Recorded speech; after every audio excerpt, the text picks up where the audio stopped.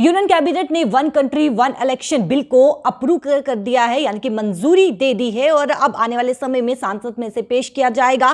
कितना विरोध इस पर देखने को मिलता है या फिर सांसद से भी ये बिल जो है वो पास होता है, वो आने वाले समय में देखने को मिलेगा। लेकिन इसी पर बातचीत करने के लिए समय हमारे साथ नेशनल कॉन्फ्रेंस के रीजनल सेक्रेटरी शेख बशीर अहमद जी समय हमारे साथ मौजूद हैं। ये इसको बिल को किस तरीके से देखते हैं सर?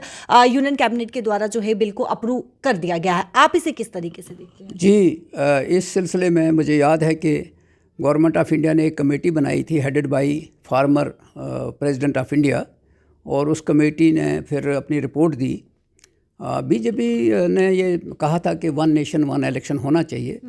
अब जब वो इलेक्शन बिल बन के आएगा तो वो उनको एक्सप्लेन करना पड़ेगा कि इसके पीछे क्या रीज़न्स हैं, क्यों वन नेशन वन इलेक्शन। जब हिंदुस्तान आज़ाद हुआ था तो जो पहले इलेक्शन हुए थे वो एक ही दफ़ा हुए थे, और उसके बाद मुझे लगता है 64 तक ये शायद सिलसिला चलता रहा। 64 के बाद सिचुएशन बदलती रही और इलेक्शन जो है वो एक टाइम पे नहीं, किसी स्टेट में किसी वक्त होता है, किसी तो पार्लियामेंट के अंदर जो है ये कंटिन्यूटी नहीं रही। अब चूँकि बीजेपी चाहती है कि ये वन नेशन वन इलेक्शन होना चाहिए, जब वो बिल पेश करेंगे तो उसमें जो उसके फीचर्स हैं जब सामने आएंगे तो पता लगेगा कि वो फीचर्स क्या कहते हैं।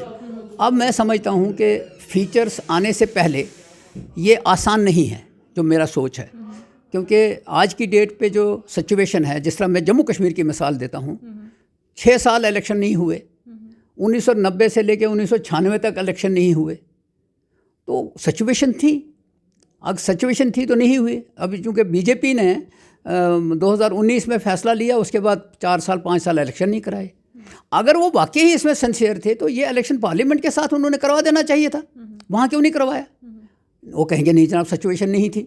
इसी तरह बहुत सी जो आप देखेंगे नॉर्थ ईस्टर्न स्टेट में क्या हो रहा है। इंडिया एक बहुत बड़ा मुल्क है, यहाँ सिचुएशन बदलती रहती है, तो मुझे नहीं लगता इतना आसान। नेशनल कॉन्फ्रेंस को क्या लगता है कि इससे क्या नुकसान वो दिखती है? मैं नुकसान की बात नहीं करता हूँ। जब सैलेंट फीचर्स इसके आ जाएंगे, अगर उसमें कोई मुल्क को फ़ायदा हो सकता है तो हमें कोई एतराज़ नहीं है। लेकिन क्योंकि इसमें पॉलिटिक्स इन्वॉल्व है, जब मैं आपको मिसाल बताता हूँ कि अगर बीजेपी वाले सिंसियर थे वन इलेक्शन वन नेशन, तो जब पार्लियामेंट के इलेक्शन हुए थे जम्मू कश्मीर में तो असेंबली के इलेक्शन क्यों नहीं कराए? असेंबली के इलेक्शन बाद में क्यों कराए? वो कहेंगे हाँ जनाब हालात ठीक नहीं थे।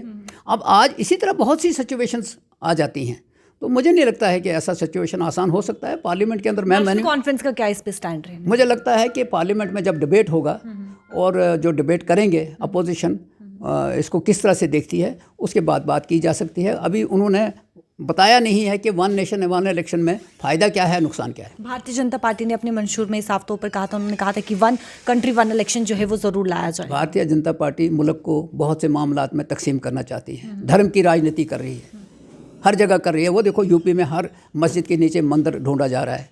तो क्या करते हैं आप? ये सारी चीज़ें जो सिचुएशन ऐसी हो रही है, लेकिन मैं समझता हूँ कि ये चूँकि डिफरेंट सब्जेक्ट है, इस सब्जेक्ट के ऊपर इंतज़ार करना चाहिए कि पार्लियामेंट में डिबेट कैसा होगा। संसद में भी क्या लगता है आपको बिल को पास कर दिया जाएगा?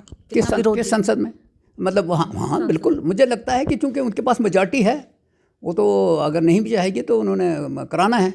लेकिन जब इलेक्शन कराने का वक्त आएगा एट ए टाइम, तो फिर उस वक्त पता लगेगा क्या सिचुएशन होती है। चलिए, बहुत बहुत शुक्रिया बातचीत करने के लिए। देखिए, इस समय यूनियन कैबिनेट के द्वारा बिल को जो है वो अप्रूव मंजूरी दी गई है और आने वाले समय में जब सांसद में से पेश किया जाएगा तो तब देखना होगा कितना विरोध होता है या फिर वहां से भी बिल को पास किया जाता है। कैमरा पर्सन शमी थापा के साथ शिल्पा शर्मा, जम्मू।